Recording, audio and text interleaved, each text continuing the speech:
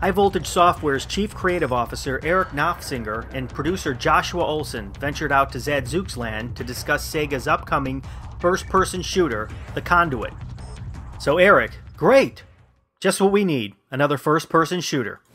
There's plenty of first-person shooters. You're absolutely right. The market is flooded with them, but not on the Wii. And that was what was really special to us. Was here was a device. There was a direct analog to pointing a weapon at a screen and firing it. It just felt very intuitive, and the promise for new types of gameplay and even pulling in new types of first-person shooter players onto a whole new console system was really exciting to us and a great opportunity. What about all this customization I keep hearing about? Pretty neat. One of the things we're really excited about is our controller customization. This is an area where console games really haven't excelled at and need a lot of catching up with PC titles. We've opened up everything for the player. We have some great defaults that start out with, to start the player out with, but then even beyond that, we allow the player to map their controller to any configuration they want. You can, if you want to, put a melee attack on the up button on the D-pad, if that's more intuitive to you, or if you want it on a melee jab with the Wiimote.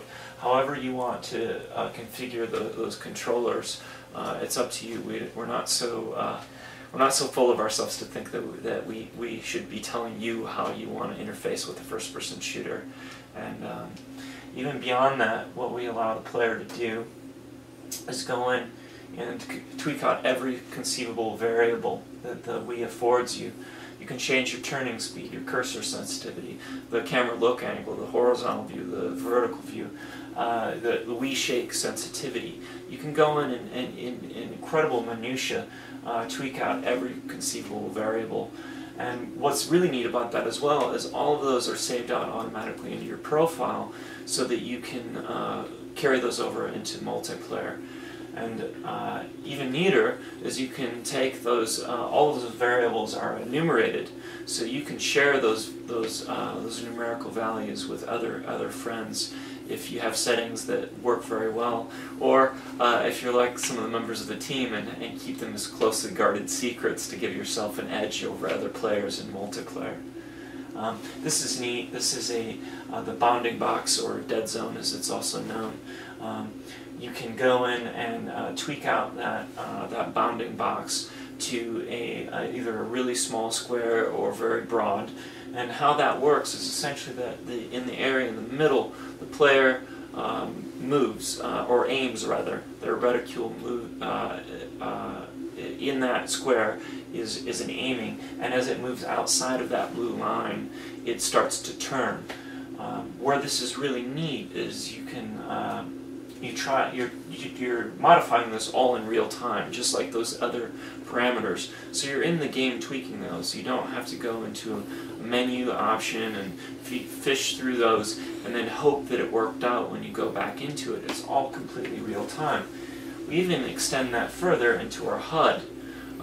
Players are actually able to go and move their HUD placement exactly where they want it, giving them the information that they need to play the game exactly where they want it on screen.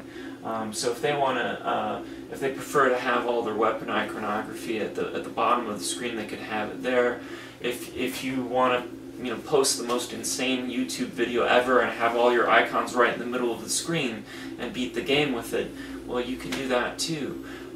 If you can change the transparency so that if you like a more subtle HUD, or if you want something really bold and immediately recognizable with a quick glance, you can do that. Or you can turn it off altogether.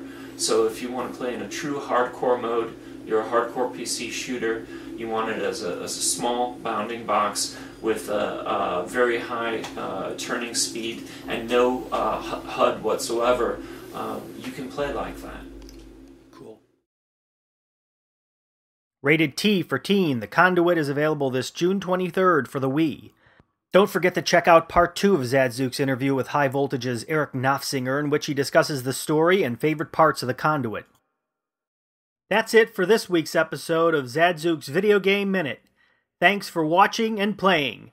I'm Joseph Zadkowski.